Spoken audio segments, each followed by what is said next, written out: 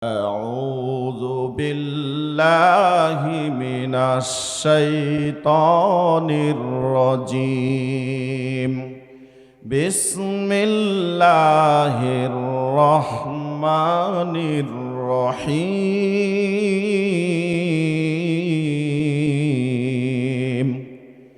الذين إن مكناهم في الأرض أقاموا الصلاة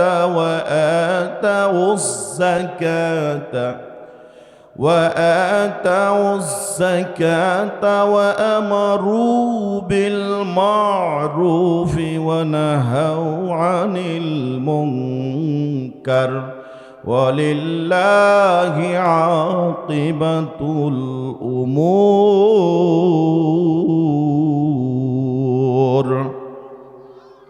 আল্লাহ রাব্বুল আলামিন বলেন, আল্লাযীনা ইম্মাক্কান্নাহুম ফিল আরদি আকামুস সালাতা। মহান আল্লাহ রাব্বুল আলামিন বলেন, আল্লাযীনা ইম্মাক্কান্নাহুম ফিল আরদি আকামুস সালাতা। তারা সেসব বান্দা, আমি যদি তাদেরকে রাষ্ট্রনায়ক বানাই, রাষ্ট্র ক্ষমতা দান করি। আল্লাযীনা ইম্মাক্কান্নাহুম ফিল আরদি আকামুস সালাতা, তারা রাষ্ট্রের সালাতকে কায়েম করবে। ওয়া আতাউজ যাকাতা, তারা যাকাত আদায় করবে। ওয়া আমারু বিল মা'রুফ, সৎ কাজের আদেশ করবে। ওয়া নাহাউ আনিল মুনকার, এবং অসৎ কাজে নিষেধ করবে। ওয়ালিল্লাহি আকিবাতুল উমুর, সমস্ত কাজ আল্লাহ তাআলার এখতিয়ারভুক্ত। এই আয়াতে চারটি কাজ বলেছেন আল্লাহ তাআলা রাষ্ট্রনায়কের। কার বলেন? রাষ্ট্রনায়কের দায়িত্ব এবং কর্তব্য বলেছেন। সম্মানিত মুসল্লিবিন্দু, আসুন সে কাজগুলো আমরা কোরআনুল কারীম থেকে এবং হাদিস থেকে এগুলো খুলে খুলে বর্ণনা করার চেষ্টা করব ইনশাআল্লাহ। তাহলে আল্লাহ তাআলা প্রথমে বললেন, আল্লাযীনা ইম্মাক্কান্নাহুম ফিল আরদি আকামুস সালাতা। আমি যখন আমার বান্দাদের মধ্য থেকে রাষ্ট্র ক্ষমতা দান করি আমার বান্দাদেরকে, তারা চারটি কাজ করবে। কয়টি বলেন? চারটি কাজ করবে। আকামুস সালাতা, তারা রাষ্ট্রে সমাজে তারা সালাতকে প্রতিষ্ঠিত করবে। প্রতিষ্ঠিত কি জিনিস? আচ্ছা বলেন তো, আমরা সবাই পোশাক পরি, তাই না? তার মানে সমাজে পোশাক পরাটা কি আছে? প্রতিষ্ঠিত। আমরা বাঙালি মানুষ, বেশিরভাগ মানুষ ভাত খায়। কি খায়? তার মানে কি ভাত খাওয়াটা আমাদের সমাজে প্রতিষ্ঠিত। এবার বলেন, সবাই কি সালাত আদায় করে? বলেন, সবাই সালাত আদায় করে না। আমরা বলি 90 ভাগ মুসলিম, কিন্তু এগুলা আদমশুমারির গণনাতে ধরা যায়, গণনাতে ধরা হয়। আসলে প্রকৃত মুসলিম এটার 90%, 88% কি নয়। সম্মানিত ভাইরা আমার, এই 90% মুসলিম আমরা যাদেরকে ধরি, এর মধ্যে আমার মনে হয় 80 ভাগ মানুষ তারা নামাজই পড়ে না। কি সম্মানিত ভাইরা আমার, অথচ আল্লাহ নবীজি মুহাম্মদ সাল্লাল্লাহু আলাইহি সাল্লাম মুসলিম শরীফের 148 নম্বর হাদিসে বলেছেন, ওয়ান জারির রাদিয়াল্লাহু তাআলা আন বাইনাল আবদি ওয়াল কুফরি ওয়াশ শিরকি তারকুস সালাত, রাওয়াহু মুসলিম। হযরতে জারির রাদিয়াল্লাহু তাআলা আনহু হাদিসটি বর্ণনা করেছেন। আল্লাহ নবীজি মুহাম্মদ সাল্লাল্লাহু আলাইহি সাল্লাম বললেন, আল্লাহর বান্দা কাফের ও মুশরিকের মাঝে পার্থক্য হচ্ছে সালাত। যে ব্যক্তি সালাত আদায় করে সে আল্লাহর বান্দা, আর যে সালাত আদায় করে না সে হয় কাফের না হলে মুশরিক। ঘোষণাটা দিয়েছেন রাসূলুল্লাহ সাল্লাল্লাহু আলাইহি ওয়াসাল্লাম, তাই না? আমরা মনে করি মুসলমানি দেওয়া আছে, মুসলমানের ঘরে জন্ম, নাম আমার আব্দুল গফফার, নাম আমার আব্দুল সাত্তার, এই নামে কেউ থাকলে রাগ করেন না। আবার মুসলমানের নামে নাম, মুসলমানের নামে নাম হলেই মনে হয় আমরা মুসলিম। মুসলমানের ঘরে জন্ম নিলেই মুসলিম বলেন হয় না। মুসলমানের নামে নাম হলেই মুসলিম হয় না। সম্মানিত ভাইরা আমার, কেউ যখন কালিমার ঘোষণা দেয় আশহাদু আল্লা ইলাহা ইল্লাল্লাহু ওয়া আশহাদু আন্না মুহাম্মাদান আবদুহু ওয়া রাসূলুহু, আমি সাক্ষ্য দিচ্ছি আল্লাহ ছাড়া কোনো মাবুদ নাই, কোনো ইলাহ নাই, কোনো প্রভু নাই, কোনো রব নাই। এই ঘোষণা দেওয়ার সঙ্গে সঙ্গে না, তারপরে কি আরো ঘোষণা, ওয়া আশহাদু আন্না মুহাম্মাদান আবদুহু ওয়া রাসূলুহু, আমি আরো ঘোষণা দিচ্ছি নিশ্চয় মুহাম্মদ সাল্লাল্লাহু আলাইহি সাল্লাম আল্লাহর বান্দা ও রাসূল। এই ঘোষণা যখন দিলেন সঙ্গে সঙ্গে তার উপর ইসলামের যেটা প্রথম ফরজ, সেই ফরজটা হলো প্রথমে তার উপর 5 ওয়াক্ত ফরজ সালাত। কি সালাত? বেলা 12টার সময়, জোহরের সময় আপনি ঘোষণা দিলেন, কালিমার ঘোষণা দিলেন আল্লাহ ছাড়া কোনো মাবুদ নাই, কোনো ইলা নাই, কোনো প্রভু নাই, কোনো রব নাই। জোহরের সময় আপনি ঘোষণা দিয়েছেন, কিন্তু আসর হয়ে গেল আপনি সালাত আদায় করলেন না। আপনি পূর্বে যেমন বেঈমান ছিলেন এখনো আবার বেঈমানি আছেন। বুঝতে পারেননি? সম্মানিত ভাইরা আমার, আপনাদের আশেপাশে হিন্দু, খ্রিস্টান, বৌদ্ধ, আদিবাসী মানুষ নাই? কোন দিকে আছে? সব দিকে আছে না? আপনাদের গ্রামের একজন মানুষ মারা গিয়েছে, একজন আল্লাহওয়ালা মানুষ মারা গিয়েছে, আর ওই আদিবাসী পাড়া থেকে একজন মানুষ জানাজায় হাজির হয়ে গেছে। বেশি মানুষ আসেনি, একজন এসেছে। জানাজাতে দেখছেন সে আপনাদের কাতারের মধ্যে দাঁড়িয়ে গিয়েছে, জানাজা পড়বে। বলেন তো ওই মানুষটা হিন্দু, খ্রিস্টান, বৌদ্ধ, যাই হোক মুসলমানের নামে না, ওই হিন্দু মানুষটাকে কি আপনারা কাতারে দাঁড়াতে দিবেন? হ্যাঁ, কেন? অপরাধ কি? হ্যাঁ, উনি যেরকম মুসলিম নয়, আপনার ছেলে, আপনার ভাই, আপনার চাচা, আপনার পাড়া প্রতিবেশী মুসলমানের নামে নাম সালাত আদায় করে না, সে তাকে আপনি কেন বাধা দিচ্ছেন না? বলেন, কেন বাধা দিচ্ছেন না? মুসলমানের ঘরে জন্ম তাই বাধা দিচ্ছেন না, কিন্তু মুসলমানের ঘরে জন্ম নিলেই তো মুসলিম হয় না। সুন্নাতে খাতনা দেওয়া থাকলে মুসলিম হয় না। সুন্নাতে খাতনা দেওয়া থাকলে যদি মুসলিম হতো, তাহলে আপনি ইতিহাস পড়ে দেখেন আবু লাহাবের সুন্নাতে খাতনা দেওয়া ছিল। বুঝতে পারেননি? আবু লাহাবের সুন্নাতে খাতনা দেওয়া ছিল। আবু জেহেল তার সুন্নাতে খাতনা দেওয়া ছিল। ইব্রাহিম আলাইহিস সালামের সুন্নতি রীতি অনুযায়ী তারা সুন্নাতে খাতনা দিত। সম্মানিত ভাইরা আমার, তাহলে মুসলমানে দিলেই, সুন্নাতে খাতনা দেওয়া থাকলেই মুসলিম হয় না। মুসলমানের ঘরে জন্ম নিলেই মুসলিম হয় না। রাসূলুল্লাহ সাল্লাল্লাহু আলাইহি সাল্লাম স্পষ্ট হাদিসে বলে দিলেন যে সালাত আদায় করে সে আল্লাহর বান্দা, সে মুসলিম। আর যে সালাত আদায় করে না সে হয় কাফের না হলে মুশরিক। হয় কাফের না হলে, বলেন, কোন বেনামাজির জানাজা পড়ানো যাবে না, এটা হারাম। বেনামাজি মারা গেলে মুসলমানদের নিয়মে কোনো কিছুই তার করা যাবে না। মুসলমানদের গোরস্থানে দাফন করা পর্যন্ত হারাম, করা যাবে না। সম্মানিত ভাইরা আমার,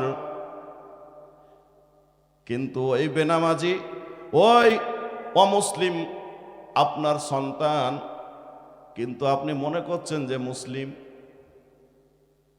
কিন্তু আল্লাহর নবীজি সাল্লাল্লাহু আলাইহি সাল্লাম বলছেন আপনার সন্তান হলে কি হবে, নামাজ পড়ে না, সে মুসলিম নয়। কি বুঝতে পারেন না? সম্মানিত ভাইরা আমার, এত গুরুত্বপূর্ণ ইবাদত, এই সালাত পার্থক্য করবে আপনি মুসলিম না কাফের না মুশরিক। সম্মানিত ভাইরা আমার, তাহলে নামাজ ছেড়ে দেওয়া এটা হচ্ছে শিরক। এটা কি?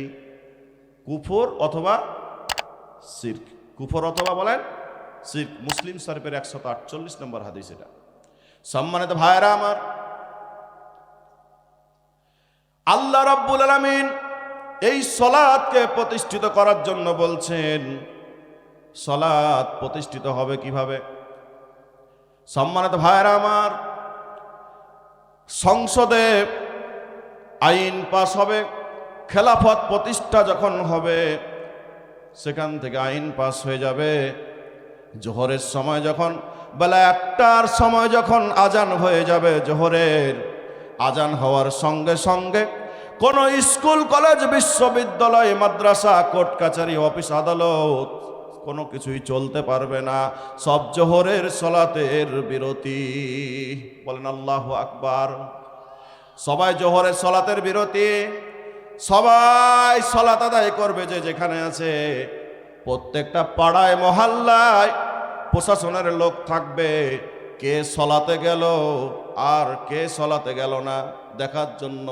এই গাল্লা গ্রামে ধরেন 3 জন 4 জন 5 জন, এভাবে প্রত্যেকটা গ্রামে প্রত্যেকটা এলাকায় প্রশাসনের লোক থাকবে। সম্মানিত ভাইরা আমার, এইভাবে করে সারা দেশ মনিটরিং হবে।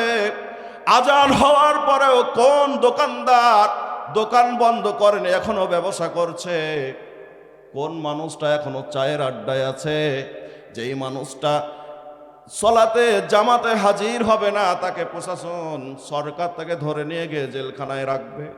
সে যদি মুসলমানের ঘরে মুসলমান দাবি করে, তারপরেও সলাত আদায় করবে না, এই সিদ্ধান্ত যদি নিয়ে নেয়, তাহলে ইসলামী শরিয়াত মতে সরকার তাকে ফাঁসি দিবে, মৃত্যুদণ্ড দিবে। যদি স্বীকার করে যে আমি সলাত আদায় করব না।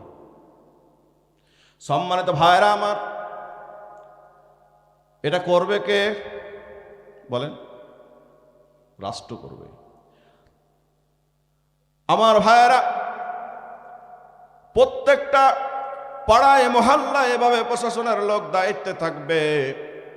তারপরে ওই রাষ্ট্রে যিনি ওয়ার্ডের মেম্বার থাকবেন, পৌরসভার কাউন্সিলর থাকবেন, তিনি তার ওয়ার্ডের অথবা কাউন্সিলের কেন্দ্রীয় মসজিদে তিনি হবেন ইমাম, তিনি ইমামতি করবেন।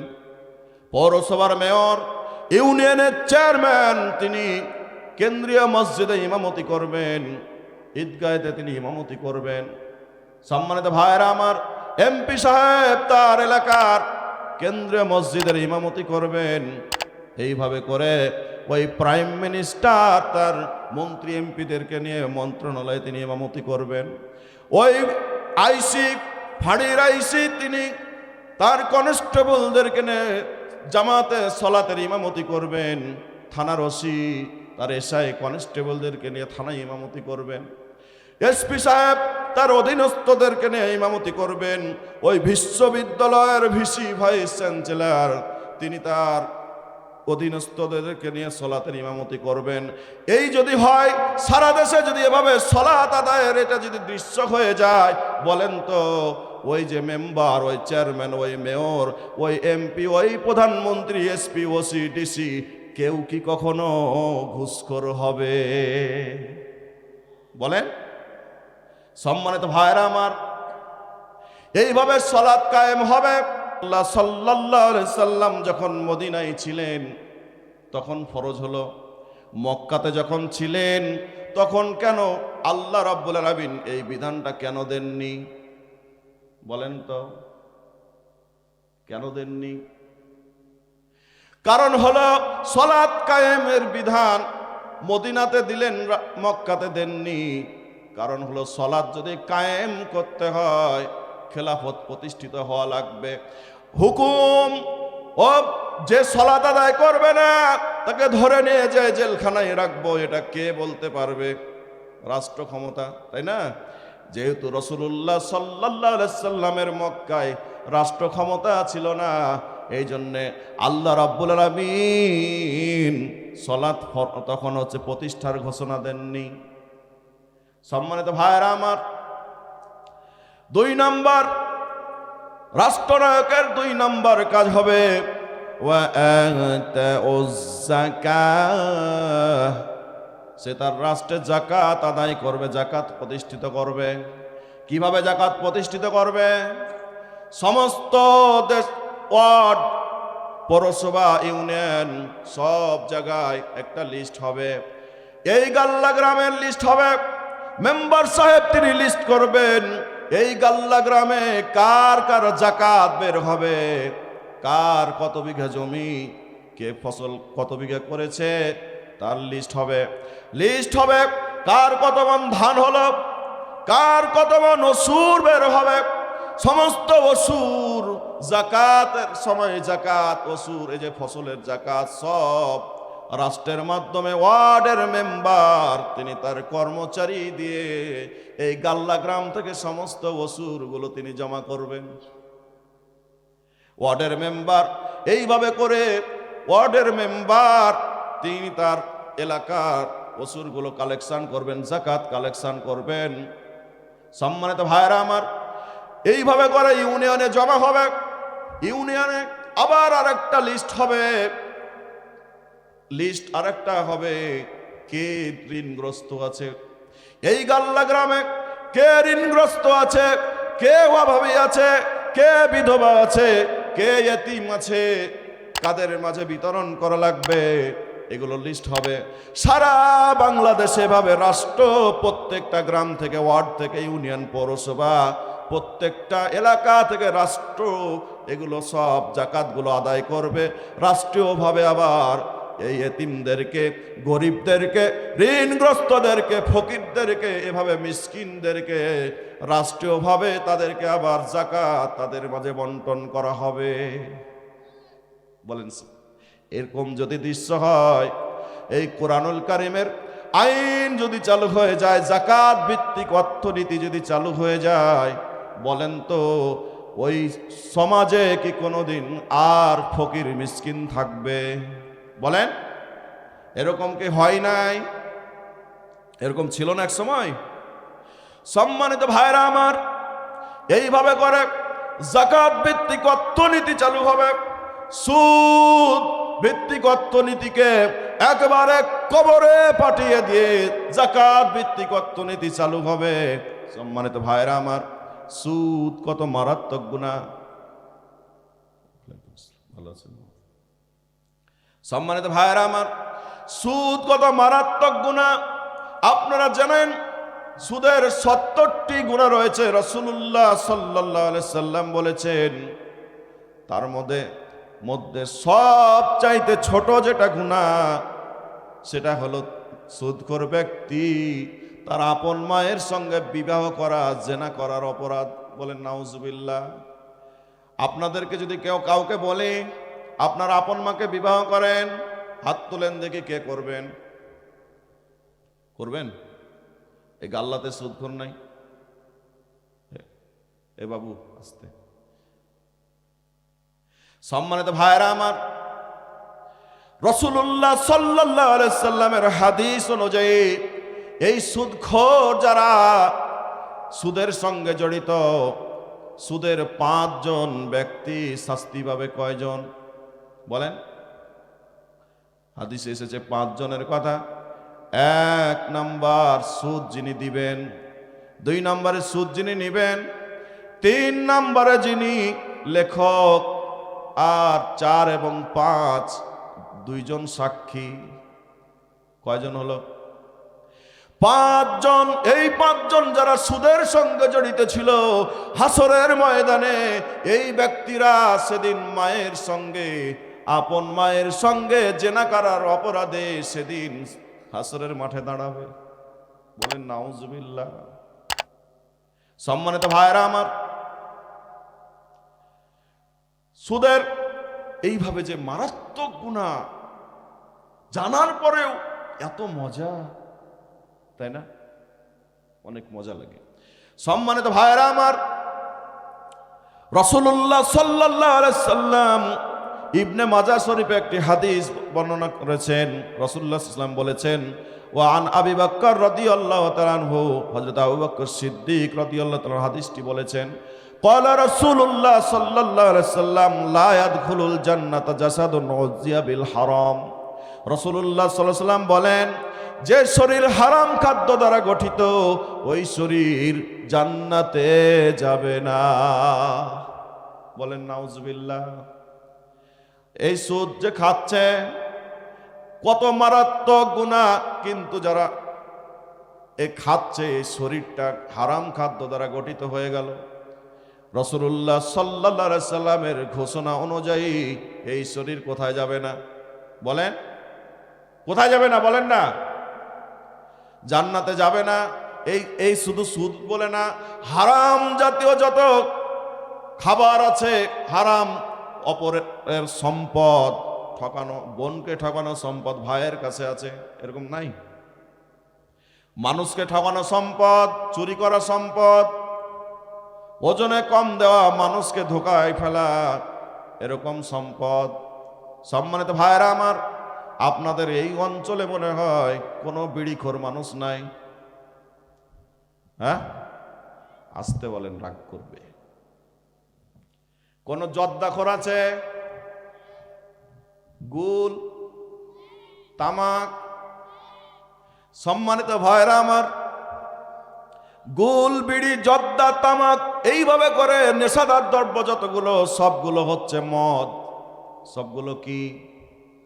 রাসূলুল্লাহ সাল্লাল্লাহু আলাইহি সাল্লাম স্পষ্ট বলেছেন, মুসনাদ আহমদ শরীফে হাদিসটি এসেছে, ইন্নাল্লাহ, নিশ্চয় আল্লাহ, হারামাল্লাহু আলাইহিল জান্নাহ সালাসা, নিশ্চয় আল্লাহ তিন ব্যক্তির জন্য জান্নাতকে হারাম করেছেন। এক নাম্বার, মদুমিনুল খামর, মদ্যপানে অভ্যস্ত ব্যক্তি। মদ্যপানে অভ্যস্ত মানে হলো নেশাদার দ্রব্য গ্রহণকারী ব্যক্তি। আপনি বিড়ি টানছেন, সিগারেট টানছেন, গুল খাচ্ছেন, জর্দা খাচ্ছেন, এইভাবে করে নেশাদার দ্রব্য পানকারী ব্যক্তি, রাসূলুল্লাহ সাল্লাল্লাহু আলাইহি সাল্লাম বলছেন, তার জন্য মহান আল্লাহ রাব্বুল আলামিন জান্নাতকে হারাম করেছেন। মুসনাদে আহমদ শরীফের হাদিস। সম্মানিত ভাইরা আমার, এই গুলখোর নামাজি নাই? বিড়িখোর নামাজ পড়তে যায় না? যায়। সিগারেট খেয়ে নামাজে যায়, যায় কিনা? আমার ভাইরা রাগ করবেন না, যদি আপনাদের মাঝে এরকম থাকেন, যারা মাইকের আওয়াজ শুনতে পাচ্ছেন, তওবা করবেন, আল্লাহর কাছে খালেস নিয়াতে তওবা করবেন ভাই। আল্লাহ, আর কোনদিন এই হারাম খাবার আমি খাবো না। বলেন ইনশাআল্লাহ। সম্মানিত ভাইরা আমার, সুদ থেকে কথাটা আসলো তাই বললাম। তাহলে সুদ নিশ্চিহ্ন করে সেই জায়গায় যাকাত ভিত্তিক অর্থনীতি চালু করতে হবে। এই দায়িত্বটা আসলে কার? বলেন। রাসূলুল্লাহ সাল্লাল্লাহু আলাইহি সাল্লামকে এই বিধানটি আল্লাহ রাব্বুল আলামিন মক্কাতে থাকাকালীন কেন দিলেন না? রাষ্ট্রের দায়িত্ব ছিল না? কারণ যাকাত ভিত্তিক অর্থনীতি চালু করতে হলে রাষ্ট্র ক্ষমতা লাগবে, বুঝছেন? এই জন্য আল্লাহ রাব্বুল আলামিন রাসূলুল্লাহ সাল্লাল্লাহু আলাইহি সাল্লাম যখন মদিনায় রাষ্ট্র ক্ষমতা পেলেন, আল্লাহ দান করলেন, রাষ্ট্রনায়ক যখন হলেন, তখন আল্লাহ রাব্বুল আলামিন যাকাতের বিধান চালু করে দিলেন। সম্মানিত ভাইরা আমার, 3 নম্বর দায়িত্ব হলো ওয়া আমারু বিল মারুফ, সৎ কাজে আদেশ দান করা। সৎ কাজ যেগুলো আছে আদেশ দিবে, ওয়ানাহাউ আনিল মুনকার, এবং অসৎ কাজে নিষেধ করবে। ভালো ভালো কাজ যেগুলো, এইভাবে সালাতের বিধান, যাকাতের বিধান, রমাদানের রোজার বিধান, সিয়ামের বিধান, এইভাবে করে পদ্মার বিধান, যেই বিধানগুলো আছে, এই ভালো ভালো কাজের প্রতি উৎসাহ দিবে। ভালো কাজের আমারু বিল মারুফ, এখানে বলা হয়েছে আমারু বিল মারুফ, সৎ কাজের আদেশ দিবে। কি দিবে? আদেশ দিবে। আজকে থেকে পর্দা করা ফরজ। কোন বেপর্দা মহিলা রাস্তায় যদি যায়, তাকে ধরে নিয়ে যাওয়া হবে জেলখানায়। কোনো টাইট ফিটিং পোশাক পরা কোনো মেয়ে থাকবে না রাস্তায়, কোনো জায়গায়।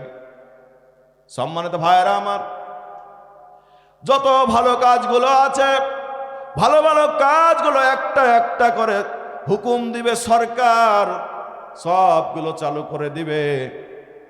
এই দায়িত্ব কার? কথা বলেন। সরকারের। এই দায়িত্বটা কেন রাসূলুল্লাহ সাল্লাল্লাহু আলাইহি সাল্লামকে আল্লাহ রাব্বুল আলামিন মক্কাতে থাকাকালীন দিলেন না? বলেন, কথা বলেন।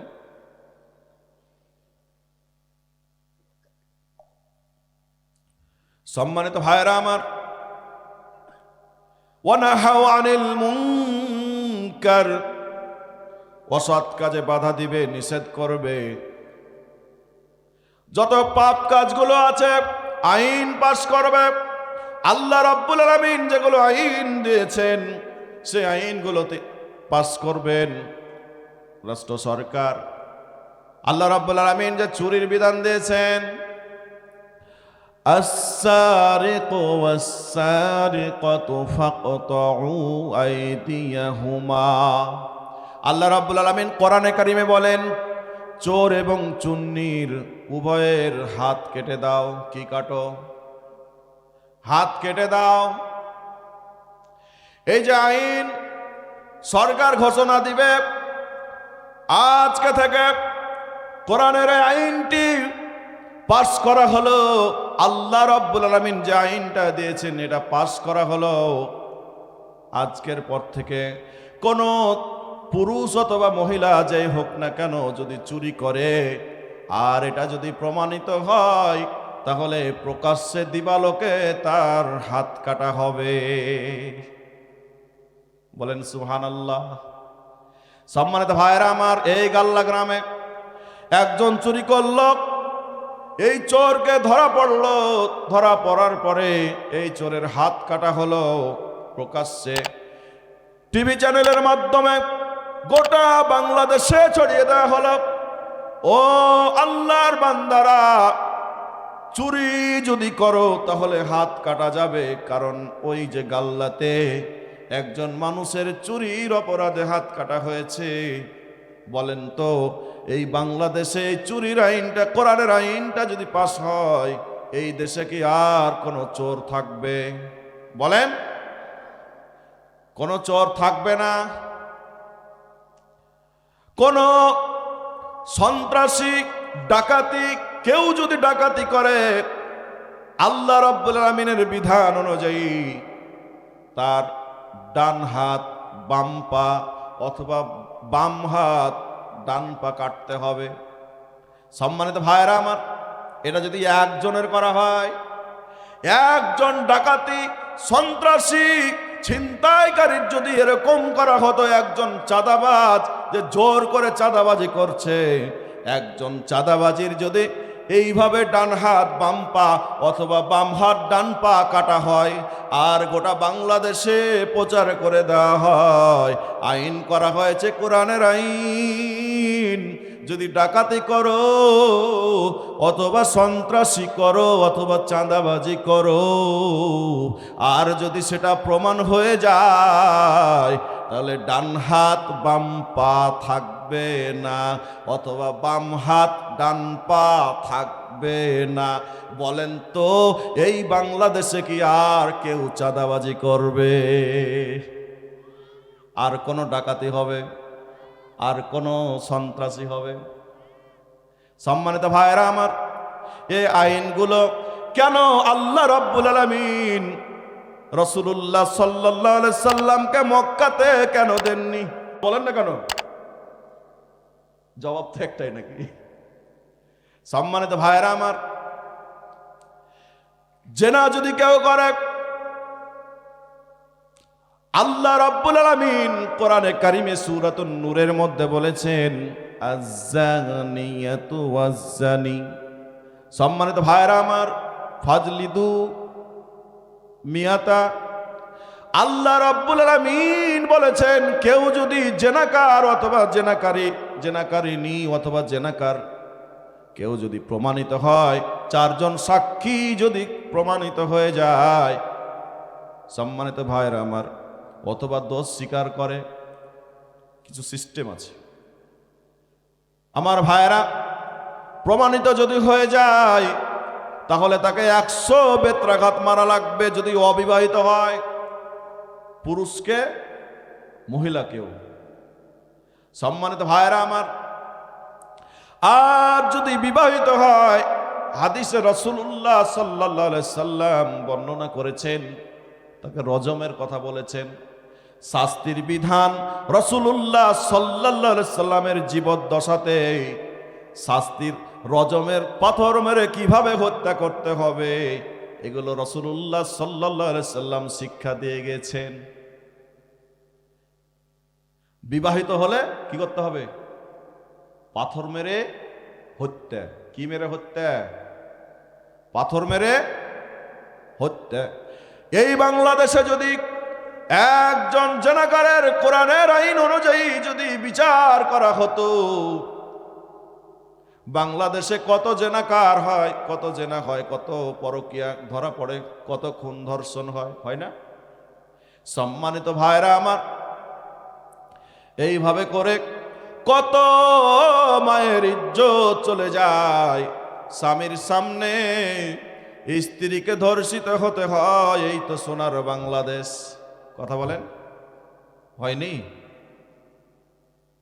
স্বামীকে বেঁধে রেখে ধর্ষণ করেনি বাংলাদেশের সোনার ছেলেরা?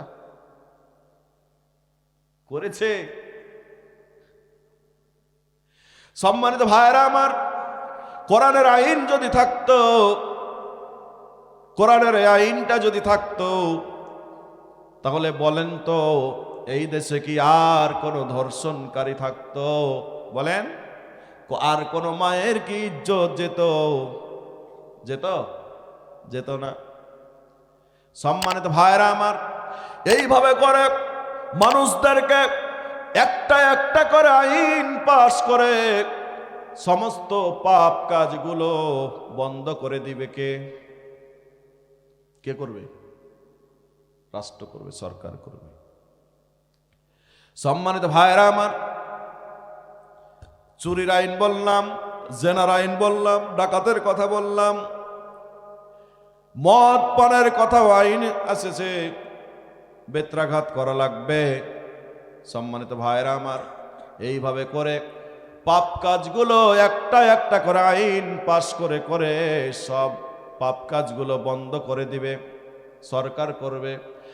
আল্লাহ রাব্বুল আলামিন বললেন, আল্লাযীনা ইম্মাক্কান্নাহুম ফিল আরদি আকামুস সালাতা ওয়া আতাউস যাকাতা ওয়া আমারু বিল মা'রুফি ওয়া নাহাউ আনিল মুনকার। আল্লাহ রাব্বুল আলামিন বলে দিলেন, শোনো শোনো বান্দারা, শোনো, আমার বান্দাদের মধ্য থেকে যদি আমি কাউকে রাষ্ট্র ক্ষমতা দিই, আমার বান্দা 4টি কাজ করবে। কে করবে কাজ? বলেন, আল্লাহর বান্দা। কে করবে বলেন? আল্লাহর বান্দা। কার বান্দা? কথাটা বুঝতে হবে, বান্দাটা কার? আল্লাহ বলছেন, আল্লাযীনা ইম্মাক্কান্নাহুম ফিল আরদি, আমি যদি আমার বান্দাদের রাষ্ট্র ক্ষমতা দিই তাহলে তারা 4টি কাজ করবে। তারা রাষ্ট্রের সলাৎ কায়েম করবে, যাকাত প্রতিষ্ঠা করবে, যাকাত আদায় করবে, তারা সৎ কাজে আদেশ করবে, অসৎ কাজে বাধা দিবে। কে করবে? আল্লাহর বান্দা। তাহলে কেউ যদি রাষ্ট্র ক্ষমতা পাওয়ার পরে এই চারটি কাজ না করে, সে আল্লাহর বান্দা নয়, সে আলেম নয়, সে জালেম। কথা বলেন, সে আল্লাহর বান্দা নয়। বুঝতে পারছেন না আল্লাহর কথা? সম্মানিত ভাইরা আমার, এখন আপনি আমি কি সেই সালাত কায়েমের সঙ্গে আছি? আল্লাহ রাব্বুল আলামিনের নিকটে আমরা সূরাতুল ফাতিহায় প্রত্যেক দিন বলছি, আল্লাহ আমাদেরকে হেদায়েত দাও। ইহদিনাস সিরাতাল মুস্তাকিম।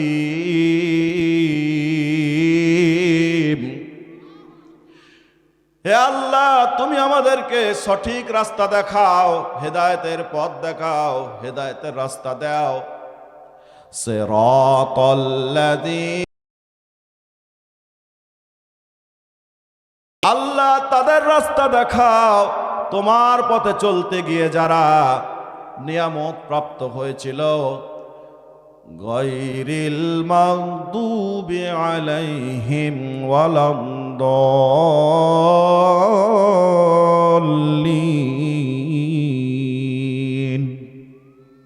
আমিন।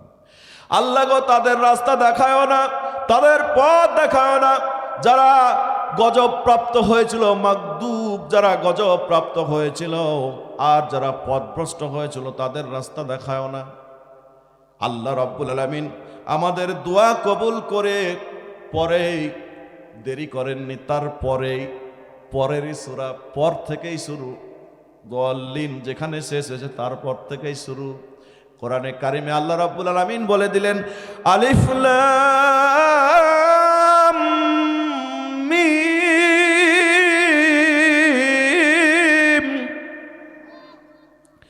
যালিকাল কিতাবু লা রাইবা ফীহি হুদাল লিল মুত্তাকিন।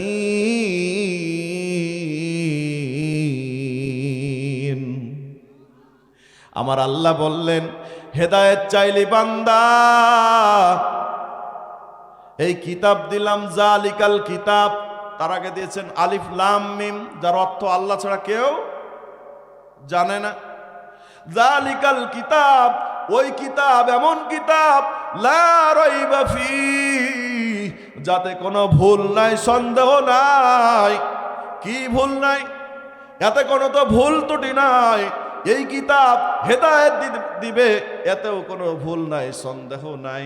এই কিতাব যদি অনুসরণ করিস রে বান্দা, জান্নাত পাবি, এতেও কোনো ভুল নাই। এই কিতাব যদি অনুসরণ করিস রে বান্দা, আমি তোকে ভালোবাসবো, তোকে ক্ষমা করব, তোকে হেদায়েত দিব, এতেও কোনো ভুল নাই। এই কিতাব যদি অনুসরণ করিস রে বান্দা, তোকে মানুষেরা কষ্ট দিবে, সমাজ কষ্ট দিবে, রাষ্ট্র তোকে কষ্ট দিবে, জেলখানা যেতে হতে পারে, ফাঁসির রশি গলায় নিতে হতে পারে, এতেও কোনো ভুল নাই। বুঝেননি কথা? সম্মানিত ভাইরা আমার, জালিকাল কিতাবু লা রাইবা ফীহি, এই কিতাব এমন কিতাব যাতে কোনো ভুল নাই, সন্দেহ নাই। হুদাল লিল মুত্তাকিন,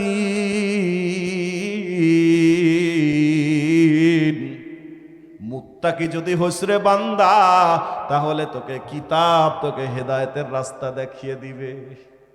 বলেন সুবহানাল্লাহ। কি হতে হবে বলেন? আমরা বললাম আমরা যেন প্রশ্ন করতে না পারি, তার আগে আল্লাহ জবাব দিচ্ছেন।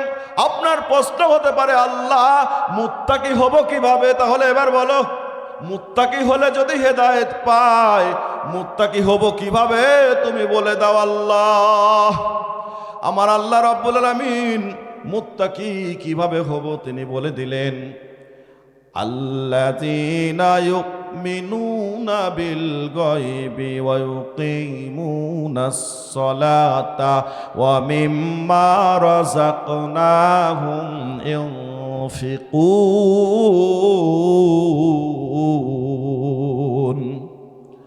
আল্লাহ রাব্বুল আলামিন এখানে মুত্তাকির 5টা বৈশিষ্ট্য বলছেন। কয়টা? 1 নম্বরে বান্দা অদৃশ্যের প্রতি, গায়েবের প্রতি বিশ্বাস স্থাপন করবি। 2 নাম্বার ওয়ায়ুকিমুনাস সালাতা, সালাত প্রতিষ্ঠা করবি। কি করবি?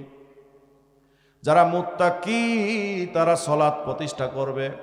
এই যে সালাত প্রতিষ্ঠা কিভাবে করবে? নিজে সালাত পড়বে, পরিবারকে সালাতের জন্য আদেশ করবে, সমাজে সালাতের দাওয়াত দিবে। আর সম্মানিত ভাইরা আমার, যে রাষ্ট্র, যে আল্লাহর বান্দা যাকে রাষ্ট্র ক্ষমতাতে যদি বসায়, তাহলে কোরআনের আইন, সালাত প্রতিষ্ঠার আইনটা পাস করবে সংসদে। এরকম ব্যক্তির সঙ্গে সম্পর্ক রাখতে হবে, এরকম আন্দোলনের সঙ্গে সম্পর্ক থাকতে হবে। তাহলে আপনি সালাত প্রতিষ্ঠার সঙ্গে আপনি থাকলেন।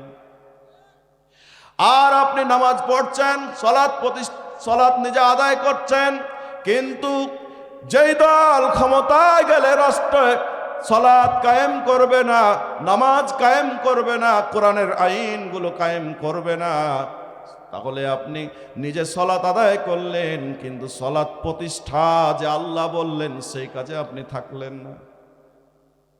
মুত্তাকির গুণাবলী হলো না। সম্মানিত ভাইরা আমার, ওয়া মিম্মা রাযাকনাহুম ইউনফিকুন,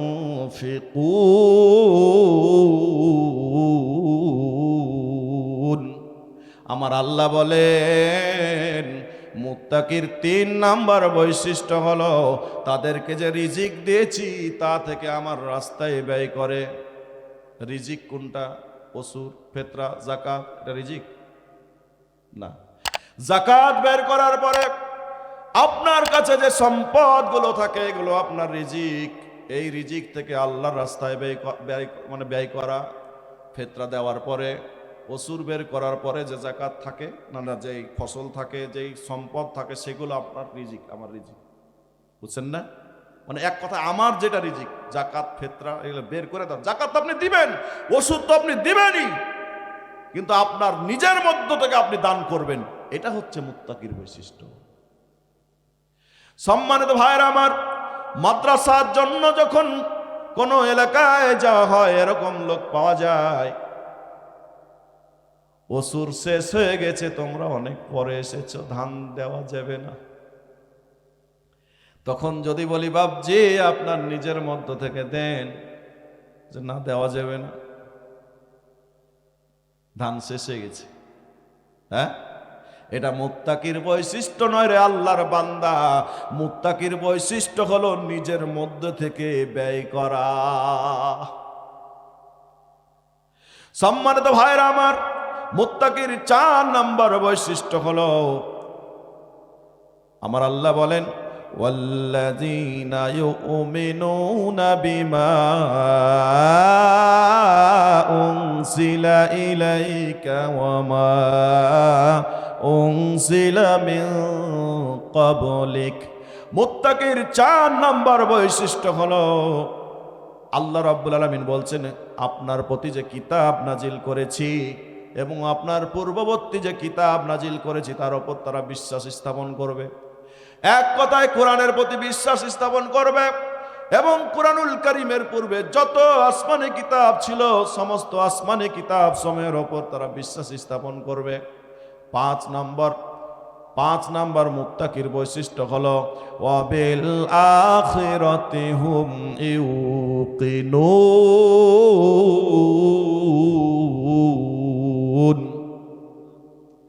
মুত্তাকির 5 নাম্বার বৈশিষ্ট্য হলো আখিরাত দিবসের উপর দৃঢ় বিশ্বাস রাখবে।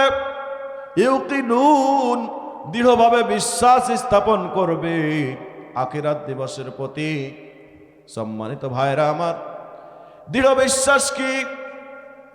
এই যে শুনেন, তাকান, ওই যে ভাই টুপিওয়ালা ভাই, ওই যে ভাই, আপনাকে বলছি না, দাঁড়াইতে না, আপনাকে আমি বলবো আপনি কারেন্টে ডাইরেক্ট হাত দেন, কারেন্ট ধরবেন কেন? আপনাকে 5,000 টাকা দেব, ধরবেন না? কে ধরবেন? হাত তোলেন তো একজন। হ্যাঁ, কেউ ধরবে না। লাইন থাকবে ডাইরেক্ট 35,000 ভোল্টেজ ধরেন, ওটা তো ধরবেন না, এই মাত্র 250 ভোল্ট। সম্মানিত ভাইরা আমার, কেন ধরবেন না? কারণ হলো আপনার এই বিদ্যুতের প্রতি, কারেন্টের প্রতি এমন ভাবে আপনি ইউকিনুন, দৃঢ় বিশ্বাস এমন ভাবে আপনি এনেছেন, এমন ভাবে ইউকিনুন হয়েছেন, আপনি দৃঢ়ভাবে বিশ্বাস করেছেন এই কারেন্টে যদি হাত দিই আমাকে মা বলার সময় নাও দিতে পারে। সম্মানিত ভাইরা আমার, একটা উদাহরণ দিয়ে বোঝাইতে চাইলাম। আমার আল্লাহ বলেন মুত্তাকির 5 নম্বর বৈশিষ্ট্য যেটা, ওয়াবিল আখিরাতি হুম ইউকিনুন, মুত্তাকি হবে তারা আখিরাতের প্রতি দৃঢ় বিশ্বাস রাখবে যারা। 5টা বৈশিষ্ট্য। কয়টা? 5টা। কোনটা আপনার মধ্যে আমার মধ্যে নাই? মিলান। 1 নাম্বার, অদৃশ্যের প্রতি বিশ্বাস। আল্লাহকে বিশ্বাস করি না? জান্নাত জাহান্নাম বিশ্বাস করি। রাসূলুল্লাহ সাল্লাল্লাহু আলাইহি সাল্লামকে দেখিনি, তিনি এসেছিলেন, এটা কিন্তু অদৃশ্য না, এটা গায়েব না। কিন্তু যেগুলো দেখতে পাই না, অদৃশ্য, কুরআনুল কারীম ঠিক, আহলে হাদিস আন্দোলন বলছে আমরা সঠিক। সম্মানিত ভাইরা আমার, এইভাবে করে বিভিন্ন দল, বিভিন্ন মত, কোন দলটা ঠিক, কোনটা সঠিক মত, কোনটা সঠিক আন্দোলন, এটা যদি আপনি হেদায়েত পেতে চান, এই কোরআনে কারীম থেকে আপনাকে হেদায়েত নিতে হবে। এই হেদায়েত পাওয়ার জন্য শর্ত আল্লাহ বললেন মুত্তাকি হতে হবে। কি হতে হবে বলেন? মুত্তাকি হতে হবে। আমার আল্লাহ রাব্বুল আলামিন মুত্তাকির 5টা বৈশিষ্ট্য তিনি বলে দিয়েছেন। সম্মানিত ভাইরা আমার, যেটা আলোচনা করছিলাম সূরাতুল হাজের 41 নম্বর আয়াতে প্রথমেই আল্লাহ রাব্বুল আলামিন বলে দিলেন, আমি যখন আমার বান্দাদেরকে রাষ্ট্র ক্ষমতাতে দিই, রাষ্ট্রনায়ক বানাই, তখন তারা 4টি কাজ করবে। প্রথম কাজটা হলো রাষ্ট্রে বান্দা সালাত কায়েম করবে। কি কায়েম করবে? সালাত কায়েম করবে। সেই সালাত কায়েমের ব্যাখ্যাও আপনার সামনে বললাম, কিভাবে করবে বললাম না? সম্মানিত ভাইরা আমার, এখন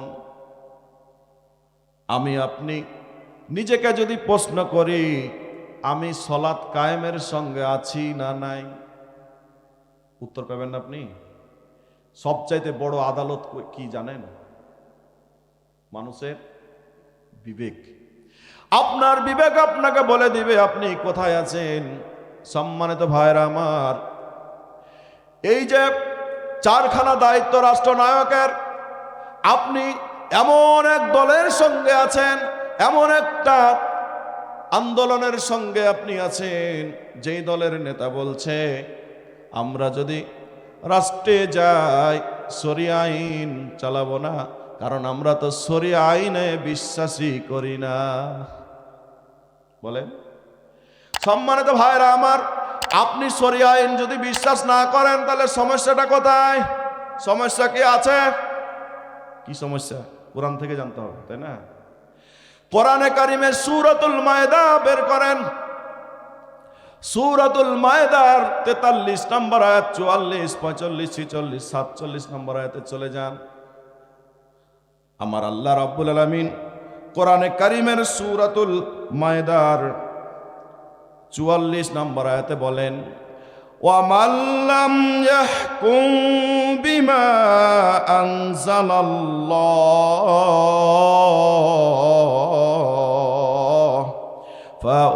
ফাউলাইকা হুমুল কাফিরুন। বলেন আল্লাহু আকবার। আল্লাহ রাব্বুল আলামিন সূরাতুল মায়েদার 44 নম্বর আয়াতে আমার আল্লাহ বলে দিলেন, 44 নম্বর আয়াতের শেষে, যে ব্যক্তি ওয়ামান লাম ইয়াহকুম বিমা আনজালাল্লাহ, যে ব্যক্তি আমি আল্লাহর নাজিল করা বাণী দ্বারা হুকুমত চালায় না, রাষ্ট্র ক্ষমতা চালায় না, রাষ্ট্রের আইনগুলো চালায় না, সালাত কায়েম করে না, যাকাত প্রতিষ্ঠা করে না, মদের বিরুদ্ধে আইন করে না। এক কথায় কোরআনুল কারিমে যে আইনগুলো আছে, কয়েকটা আইন আপনাদের সামনে আমি বলেছি। এইভাবে কোরআনুল কারিমে যতগুলো আইন আছে, আমার আল্লাহ রাব্বুল আলামিন বলছেন, ওয়ামান লাম ইয়াহকুম বিমা আনজালাল্লাহ, যে ব্যক্তি যে বা যারা আমার নাজিল করা বাণী দ্বারা হুকুমাত চালায় না, রাষ্ট্র পরিচালনা করে না, সমাজ পরিচালনা করে না, ফাউলাইকা হুমুল কাফিরুন।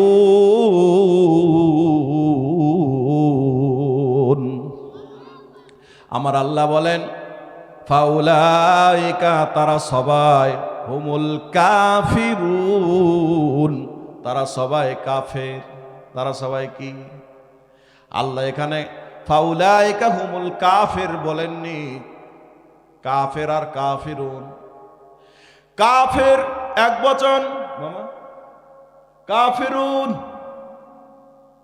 কি এটা? আল্লাহ তো বলতে পারতেন ফাউলাইকা হুমুল কাফির, যেই নেতা কোরআনের হুকুমাত দ্বারা, আল্লাহর বিধান দ্বারা রাষ্ট্র পরিচালনা করে না, সমাজ পরিচালনা করে না, সে কাফের। ফাউলাইকা হুমুল কাফির, সে কাফের, সে কাফের। এটা বললেন না, তারা সবাই কাফের। কাফিরুন কেন বললেন? তাই না, বহুবচন কেন দিলেন? তার কারণ হলো, আমি যদি কারেন্টে হাত দিই, কারণ আমাকে বলবে, আজকের বিশেষ বক্তা, তোমাকে সালাম, অভিনন্দন, এটা বলবে? হ্যাঁ, কি বলবে? কি বলবে? মেরে ফেলবে, অথবা শট মারবে একবারে, তাই না? অথবা ধরবে, তাই কিনা? ধরেন আমাকে কারেন্টে ধরে ফেলল, এখন আমার হাতে আমার দুই পাশে দুই মামা যদি আমাকে যে দুই হাত ধরে টানার জন্য, হ্যাঁ, তাদেরকেও ধরবে। এখন তাদেরকে যখন ধরে নিয়েছে, মঞ্চে যারা আছে, সামনে যারা আছে, সবাই মিলে তখন ছুটাতে গেল। এইভাবে করে আপনাদের হাতে গোটা গাল্লাবাসীর হাত, সবাইকে ধরবে। গাল্লাবাসীর সঙ্গে পার্শ্ববর্তী এলাকা, এইভাবে করে গোটা বাংলাদেশের মানুষ, গোটা তানোর অঞ্চলের মানুষ দেখছে, এই অঞ্চলের মানুষ তো সবাইকে ধরে ফেলেছে, চলো যাই ছুটাই। তাদেরকে কি করবে? তানোরের সঙ্গে মোহনপুর, তারাও আসছে ছুটাইতে, তাদেরকে কি করবে? কথা বলেন। গোটা রাজশাহী, গোটা বাংলাদেশ, গোটা পৃথিবী, যে যেখান থেকে হাত দিবে তাকে ধরবে না ছাড়বে।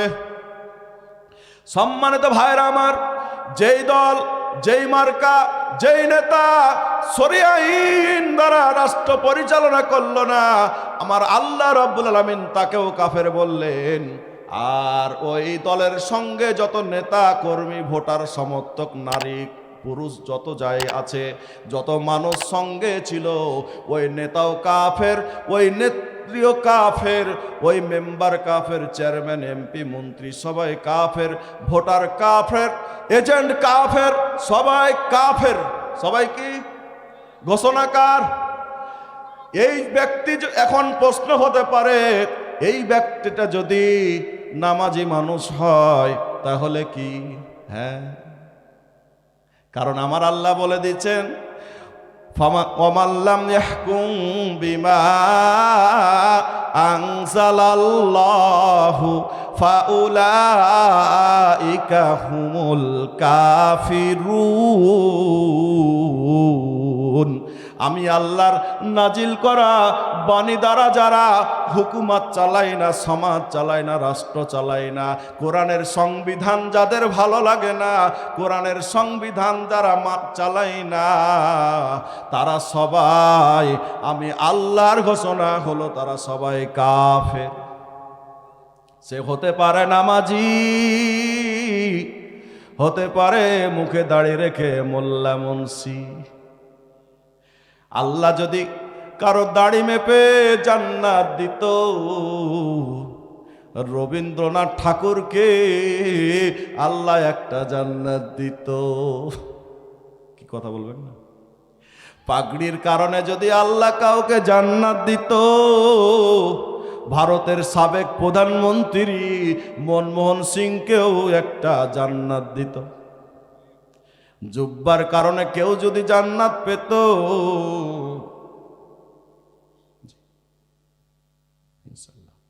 জুব্বার কারণে কেউ যদি জান্নাত পেত, আবু লাহাব আবু জেহেলও জান্নাত পেত। খাতনা দেওয়ার কারণে যদি জান্নাত কেউ পেত, আবু লাহাবেও জান্নাতে যেত।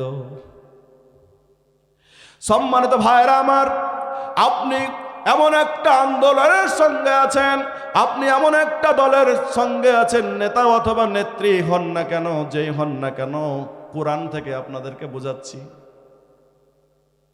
সম্মানিত ভাইরা আমার, পরে আরেকটা কথা আল্লাহ বলেছেন, খুব মারাত্মক কথা। এতক্ষণ তো কাফের বললেন, পরে কি বললেন জানেন? পরের আয়াতে যান, 44 নম্বর আয়াতে বললেন কাফের, 45-এ যান, ওয়ামাল্লাম ইয়াহকুম বিমা আনজালাল্লাহু ফাউলাইকা হুমুয যালিমুন।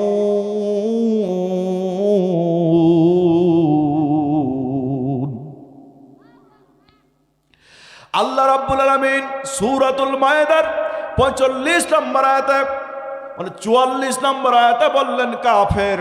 ওই একই অপরাধের কারণে 45 নম্বর আয়াতে আমার আল্লাহ বলে দিলেন, যারা আমি আল্লাহর নাজিল করা বাণী, ওয়ামান লাম ইয়াহকুম বিমা আনজালাল্লাহ, যারা আমি আল্লাহর নাজিল করা বাণী দ্বারা সমাজ চালাই না, রাষ্ট্র চালাই না, সংবিধান কোরআন অনুযায়ী চালাই না, যারা হুকুমাত আমার আল্লাহর বাণী অনুযায়ী চালাই না, আমি আল্লাহর ঘোষণা, ফাউলাইকা হুমুয যালিমুন, তারা সবাই, ওই নেতা থেকে, ভোটার থেকে, কর্মী থেকে সবাই হলো জালেম, মুশরিক। সবাই কি? জালেম। জালেম মানে মুশরিক। জালেম মানে জুলুমকারী। তারা জালিম, জুলুম করেছে। আল্লাহর বিধানের, আল্লাহর আইনের, আল্লাহর আইনকে বাদ দিয়ে, আল্লাহর আইনকে তারা পছন্দ করেনি, সেটা বাদ দিয়ে, আল্লাহর বিধানকে বাদ দিয়ে নিজের মন মতো ওই লেলিনের কালমাসের দেওয়া, ওই ডক্টর কামালের দেওয়া, যাই হোক আর যারই দেওয়া হোক, এক কথায় মানব রচিত যত মতবাদ, যত মানব রচিত সংবিধান, মানুষের তৈরি করা সংবিধান তারা বসিয়েছে। আমার আল্লাহ রাব্বুল আলামিনের ঘোষণা অনুযায়ী তারা সবাই হচ্ছে মুশরিক। তারা সবাই কি? কথা বলেন। তারা সবাই মুশরিক। নামাজি হলেও, দাড়ি থাকলেও, হাজি হলেও, মোল্লা হলেও,